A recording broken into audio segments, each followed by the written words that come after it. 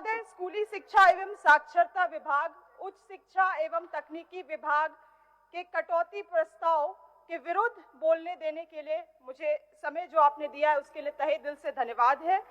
सभी सम्मानित माननीय गण और माननीय अध्यक्ष महोदय को मेरे तरफ से जोहार है।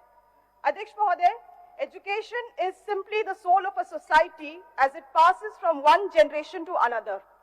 अध्यक्ष महोदय, भारतीय शिक्षा पद्धति हमेशा से एक बहुत समृद्ध पद्धति रही है और जिस तरह से भारत देश में 5वीं और 7वीं शताब्दी में नालंदा विश्वविद्यालय यहाँ पे कार्यरत था, उसी तरह से जब जो जीरो संख्या है अध्यक्ष महोदय, जो आज भी पूरा दुनिया इसमें निर्भर है उस संख्या में, उसकी खोज भी आर्यभट्ट, भारत के एक मैथमेटिशियन आर्यभट्ट ने किया।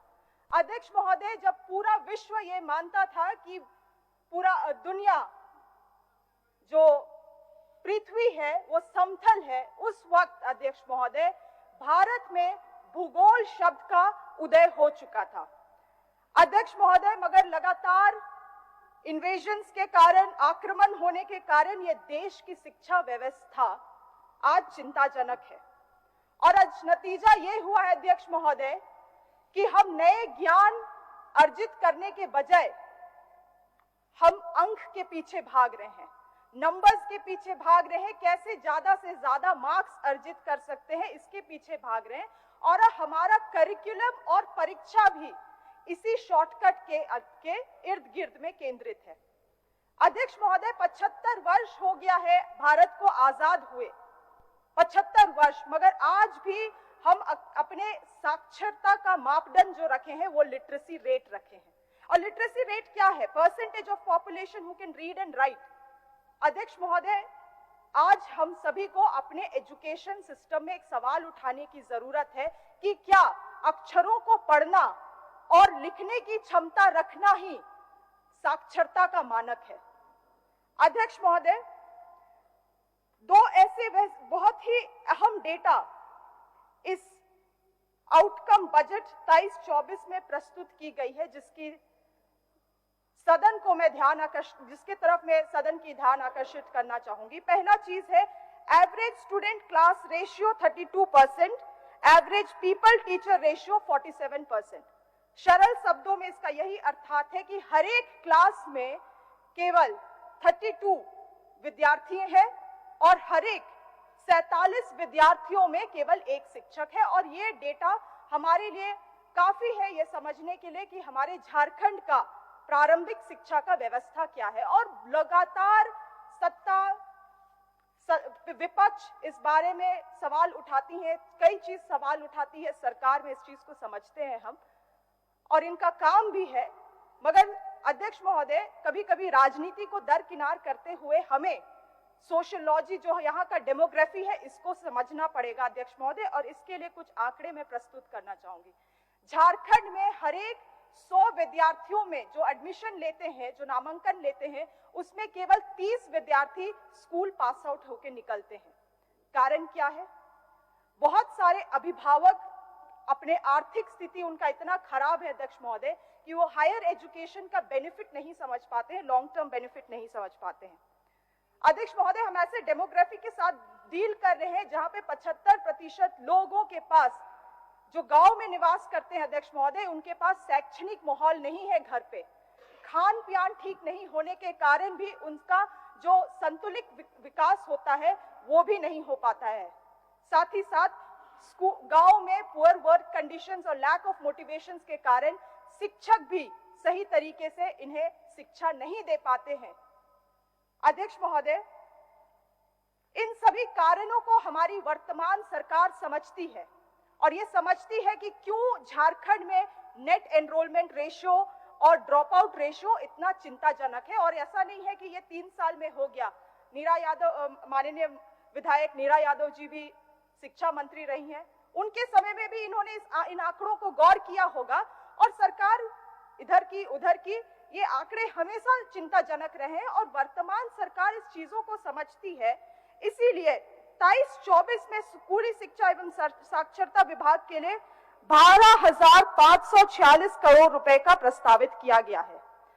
तीन चीजें मुख्य रूप से, तीन एजेंडा जिसमें वर्तमान सरकार फोकस कर रही है: increased and improved digital learning, increased accountability of stakeholder in education, development of adequate infrastructure and to provide required human resource। और अध्यक्ष महोदय, अगर आप विस्तार पूर्वक जो हमें सरकार द्वारा पुस्तक दी गई है उन्हें पढ़ेंगे तो आपको ये जरूर एहसास होगा कि हमारी वर्तमान सरकार इन तीनों एजेंडा को पूर्ण करने के लिए संकल्पित है। अध्यक्ष महोदय, जो न्यू एजुकेशन पॉलिसी आया है उसके गाइडलाइन के अंतर्गत, उसके गाइडलाइन को फोकस करते हुए कुछ ऐसे निम्न प्रमुख कार्य हैं जिसे हम लोगों ने प्रस्तावित किया है बजट में। 235 प्रखंड स्तरीय और 4000 पंचायत स्तरीय आदर्श विद्यालय का कार्य आरंभ होना है। एलिमेंट्री एजुकेशन को फोकस करते हुए प्रारंभिक शिक्षा के अंतर्गत शिक्षकों की पदे सृजन करना है। डिजिटलाइजेशन के युग में स्मार्ट क्लास, कंप्यूटर लैब, पुस्तकालय एवं टैब का उपलब्ध शिक्षकों को कराना है। प्राथमिक विद्यालय की मरम्मती और रखरखाव में सुधार लाना है। महिला साक्षरता में विशेष ध्यान देते हुए नेट एनरोलमेंट रेशियो को भी बढ़ावा देना है। अध्यक्ष महोदय, इन तमाम चीजों को देखते हुए बजट का जो प्रोग्राम्स है, जो बजट का एलोकेशन है, उसको डिजाइन किया गया है। साथ ही साथ सरकार के एक अंग होने के नाते मैं ये अपनी जिम्मेदारी समझती हूँ कि कुछ सुझाव को आज मैं सदन में रखूं। अध्यक्ष महोदय, जो न्यू एजुकेशन पॉलिसी है उसमें मल्टीलिंग्विज्म और पावर ऑफ लैंग्वेज में फोकस किया गया है। आज जब हम झारखंड में हिंदी और अंग्रेजी के टेक्स्ट बुक के माध्यम से बच्चों को जो शिक्षा प्रदान कर रहे हैं, उसके अलावे भी इस चीज को हमें झारखंड में रहते हुए समझना है कि हमारा झारखंड एक जनजाति बहुल राज्य है और इसीलिए जनजाति भाषाओं में हमें खास महत्व देना है। मगर ये कुछ वजह से नहीं हो पाता। अध्यक्ष महोदय, अगर मैं उदाहरण लूं तो 2010 में लगभग 69 पद वैकेंसी सृजित किए गए थे। इसमें से लगभग केवल 14 पदों में नियुक्ति हुई। 55 पद बैकलॉग में चले गए। 2015 में जब फिर से नियुक्ति हुई तो उसमें से भी केवल 22 पदों में नियुक्ति हुई। 55 में केवल 22 पदों में नियुक्ति हुई और जो बचे उसमें भी अध्यक्ष महोदय, उसमें भी पद जो थे वो केवल रिक्त रह गए, आज तक रिक्त है। और इसी तरह से अध्यक्ष महोदय, कई सारी जनजाति भाषा है जिसमें कहीं ना कहीं हमारा फोकस हटते जा रहा है, हमारा जो कार्यकलाप है वो हटता जा रहा है, जिसके कारण भाषाएं विलुप्त होते जा रही हैं झारखंड में। अध्यक्ष महोदय, हम किसी भाषा के खिलाफ नहीं है, मगर विद्यार्थी झारखंड में रहते हुए अगर अपने मातृभाषा को पढ़ना चाहता है, उसका ज्ञान को अर्जित करना चाहता है, तो ये सरकार की जिम्मेदारी होनी चाहिए कि वैसे शिक्षकों को हम विद्यालय में उनका प्रावधान रखें, उनके लिए पद सृजित किया जाए। अध्यक्ष महोदय, आज सरकार अपने बजट में नए इंफ्रास्ट्रक्चर का भी प्रावधान दिया है, क्योंकि सभी माननीय इस बात को मानेंगे कि हमारे स्कूली शिक्षा, हमारे स्कूल्स का जो इंफ्रास्ट्रक्चर है वो काफी जर्जर है। आए दिन इस चीज को हमें सुनने को मिलता है और इसके लिए प्रावधान भी रखा गया है। मगर अध्यक्ष महोदय, कुछ ऐसे स्कूल्स हैं जिनसे हम लोगों ने कभी अपेक्षा ही नहीं की है, वैसे स्कूल आज भी पूरे निष्ठापूर्वक सेवा दे रहे हैं। और जी हाँ, मैं उन्हीं गैर सरकारी सहायता प्राप्त अल्पसंख्यक स्कूल्स के बारे में बात कर रही हूँ। एंड अध्यक्ष महोदय, I can vouch for it. आप किसी भी ऐसे विद्यालयों में चले जाइए, वहां पे आप बेस्ट क्वालिटी एजुकेशन पाएंगे, बेस्ट मोटिवेटेड स्टाफ पाएंगे, एनरोलमेंट रेशियोज उनका हाई है, ड्रॉप आउट रेशियोज उनका लो है अध्यक्ष महोदय। मगर फिर भी ऐसे विद्यालयों में जहाँ पे सहायता प्राप्त जो विद्यालय हैं, उनमें आज भी इन लोगों के साथ एक तरीके से सौतेला व्यवहार किया जाता है, बच्चों के साथ भी और वहां के शिक्षकों के साथ भी। और इस बात को हम इसीलिए कह रहे हैं क्योंकि जो सरकारी संकल्प एक जारी किया गया था, उसके अनुसार वहां के बच्चों को मोजा, जूता, पोशाक, ये सब अन्य चीज देना था। क्योंकि अध्यक्ष महोदय, ये जो बच्चे इन स्कूल्स में पढ़ते हैं, उनका इकोनॉमिकल और सोशल बैकग्राउंड बिल्कुल वैसे विद्यार्थियों से मिलता है जो अन्य सरकारी स्कूल्स में पढ़ते हैं। मगर इनको आज तक जो ये जो चीजें, रिसोर्सेज जो प्रोवाइड कराना है, इनको लापरवाही, अधिकारियों के लापरवाही के कारण इनको नहीं दिया गया।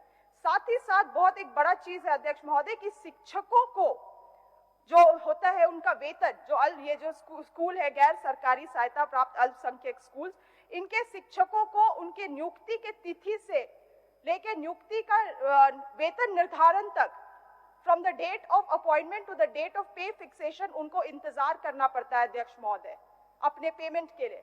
और अगर ये 6 साल भी हो गया, 5 साल हो गया, 6 महीना हो गया, तब तक उनको इंतजार करना पड़ेगा अध्यक्ष महोदय, जब तक पे फिक्सेशन नहीं होता है। और इस बीच में उनको अरियर भी नहीं मिलता है। तो आप ये समझ लीजिए कि उनका क्या मनोभावना होता होगा सेवा देने के लिए। और ये क्यों है? एक बहुत छोटी सी प्रशासनिक चूक है, जहां पे सारे सरकारी शिक्षकों का पे फिक्सेशन डीएससी के द्वारा किया जाता है। यहाँ पे इन स्कूलों के शिक्षकों का पे फिक्सेशन डीएससी के द्वारा डायरेक्टर को भेजा जाता है। तो फिर ये सौतेला व्यवहार क्यों? इसको डायरेक्टली डीएससी से कराया जाए। क्योंकि अध्यक्ष महोदय, वो एक कहावत है ना, you need to treat others the way you need to be treated. तो अगर हम चाहते हैं कि ये शिक्षक हमारे बच्चों को अच्छा सेवा दे, अच्छा एजुकेशन दे, तो इन्हें भी, इनकी भी विचार, इनकी भी सोच, इनके लिए भी हमें सोचना जरूरी है। अध्यक्ष महोदय, एक और बहुत गंभीर चीज है, न्यू एजुकेशन पॉलिसी के तहत कौशल विकास में होलिस्टिक डेवलपमेंट और स्किल डेवलपमेंट में बहुत फोकस किया गया है। और इसके तहत हमारे झारखंड विद्यालयों में कई सारे एनजीओ के द्वारा, कई सारे एनजीओ से कोलैबोरेट करके वोकेशनल एजुकेशन दिया जा रहा है। अध्यक्ष महोदय, आज वोकेशनल कोर्सेज में हम कई सारे शिक्षा दे सकते हैं। बायोटेक्नोलॉजी हुआ, इलेक्ट्रॉनिक्स एंड कम्युनिकेशन हुआ, फैशन डिजाइनिंग हुआ, एनिमेशन एंड 3D कोर्स हुआ, कंप्यूटर प्रोग्रामिंग हुआ। मगर अध्यक्ष महोदय, आप किसी विद्यालय में चले जाइए और वहां पे पूछिए कि वोकेशनल ट्रेनिंग में क्या हो रहा है। वोकेशनल ट्रेनिंग में यह हो रहा है अध्यक्ष महोदय कि उन्हें ब्यूटिशियन और टूरिज्म के नाम पे आईब्रो थ्रेडिंग और पानी कैसे सर्व करना है, ये सिखाया जा रहा है। अध्यक्ष महोदय, जहां हमारे बच्चे इतना बड़ा सोच रखते हैं कि वो खुद कुछ करना चाहते हैं, वो खुद कुछ सीखना चाहते हैं, उनको हम ऐसे छोटे चीजों से रिस्ट्रिक्ट कर रहे हैं। ये कभी भी उन बच्चों के लिए सही नहीं है, उस राज्य के हित में नहीं है। इसीलिए मैं सरकार से मांग करती हूँ कि तमाम एनजीओ जो ऐसे स्कूल से जुड़ी हुई है, उन्हें स्कूल स्पेसिफिक सर्वे कराया जाए, ताकि वो पता कर सके कि हर एक स्कूल में क्या, पर्टिकुलर स्कूल्स में बच्चे क्या वोकेशनल कोर्सेज लेना चाहते हैं, और उसके अकॉर्डिंग वहां पे टीचर्स और एक्सपर्ट्स प्रोवाइड किया जाए। अध्यक्ष महोदय, ये थे हमारे स्कूली शिक्षा और साक्षरता विभाग के बारे में जो मैं अपनी प्रतिक्रिया देना चाह रही थी। उच्च एवं तकनीकी विभाग में भी अध्यक्ष महोदय, आज आप देखिएगा तो हमारे राज्य में 10 स्टेट यूनिवर्सिटीज है, 17 प्राइवेट यूनिवर्सिटीज है और 309 कॉलेजेस है। अध्यक्ष महोदय, आज कई सारे स्कीम्स, योजनाएं, चाहे वो गुरुजी क्रेडिट कार्ड स्कीम हो, एकलव्य कॉम्पिटिटिव एग्जाम्स के ट्रेनिंग के लिए स्कीम्स हो, कई सारे स्कीम्स इस प्रोग्राम में सरकार ने लाया है। ये बहुत ही गर्व की बात है, विद्यार्थियों के लिए भी, यूथ के लिए भी, साथ ही साथ इंफ्रास्ट्रक्चर को भी इम्प्रूव करने का इसमें प्रावधान दिया है। तो इन सभी चीजों में मैं कोई भी टिक्का टिप्पणी नहीं करूंगी। किंतु अध्यक्ष महोदय, कुछ ऐसी चीजें हैं, आप देखिएगा रांची शहर में ही, रांची शहर में अन्य जिलों से भी बहुत सारे बच्चे आते हैं पाठन के लिए। साथ ही साथ बाहर के राज्य के भी, पटना के, कलकत्ता से भी बहुत लोग बच्चे आके रांची के कॉलेजेस में, चाहे मरवाड़ी कॉलेज हो, रांची कॉलेज, डोरंडा कॉलेज, अब तो डॉक्टर श्यामा प्रसाद मुखर्जी विश्वविद्यालय, यहाँ पढ़ाई करते हैं।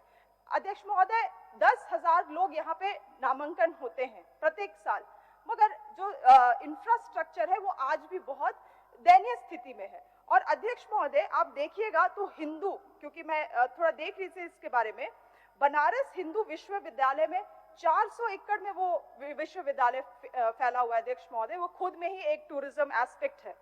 मगर हमारा जो रांची का सबसे पुराना विश्वविद्यालय है, रांची विश्वविद्यालय, वो मात्र 2 एकड़ जमीन में फैला हुआ है। ये बहुत चिंता का विषय है अध्यक्ष महोदय, क्योंकि यूजीसी के नियम अनुसार स्टेट प्राइवेट यूनिवर्सिटीज को लगभग कम से कम 25 एकड़ का जमीन रिक्वायर्ड होना चाहिए। अध्यक्ष महोदय, हकीकत तो यह है, वास्तविक स्थिति यह है कि आज ऐसे ऐसे यूनिवर्सिटीज है जो 2 कमरे के रूम में ऑपरेट हो रहे हैं अध्यक्ष महोदय।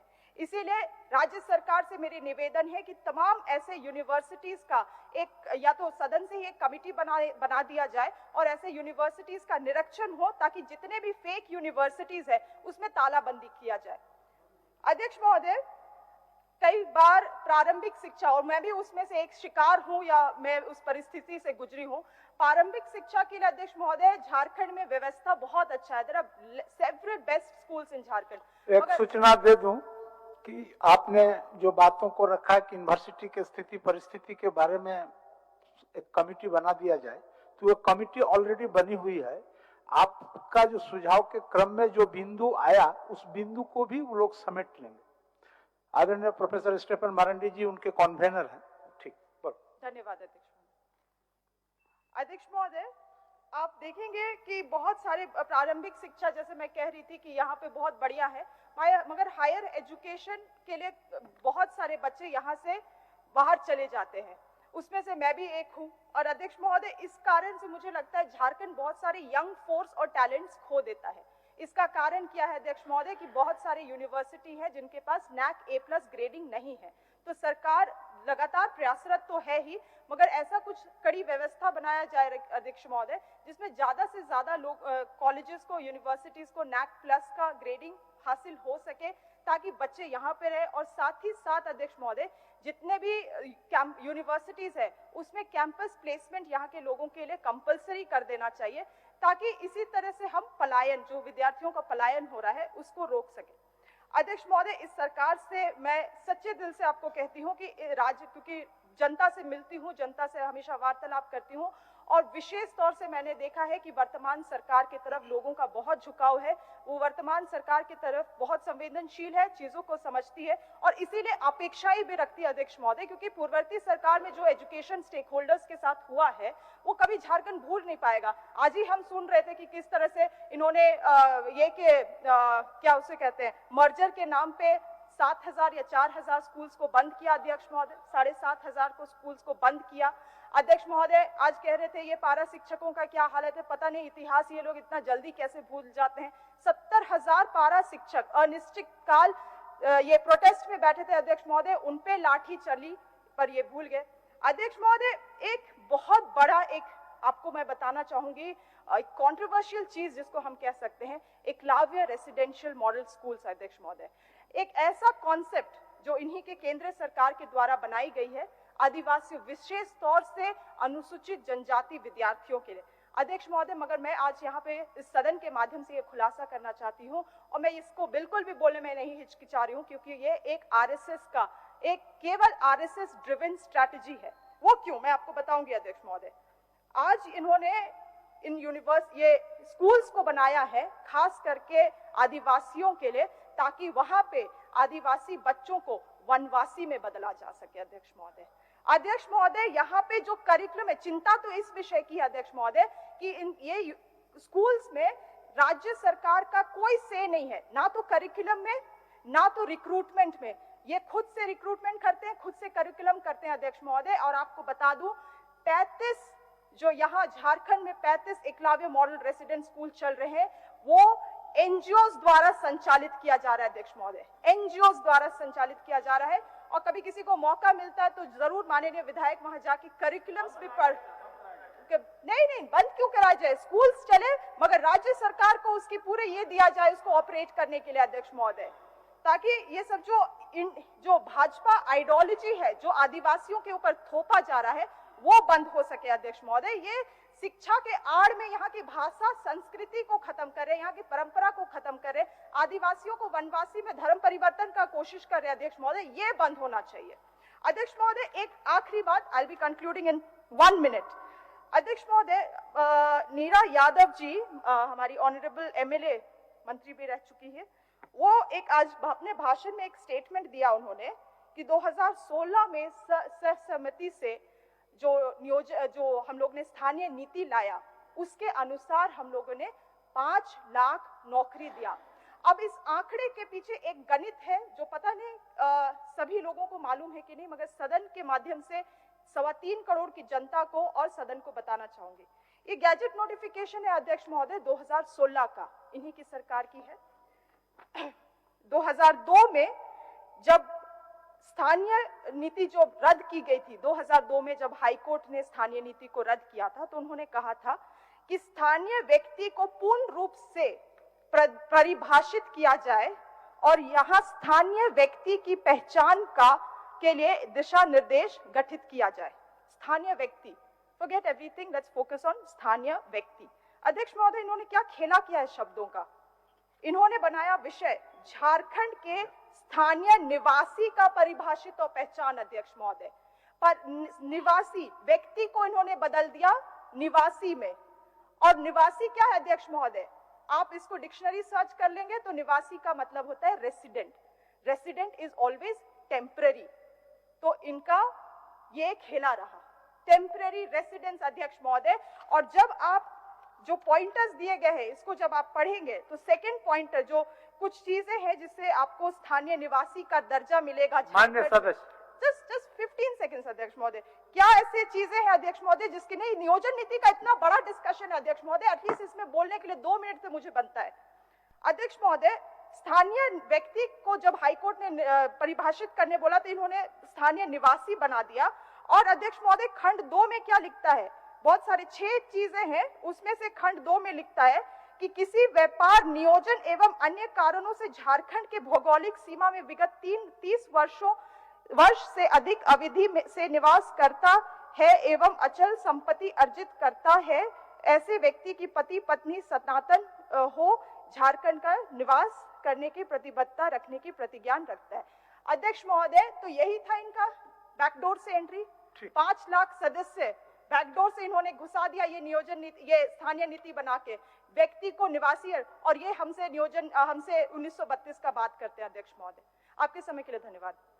माननीय सदस्य डॉक्टर लंबोदर महतो।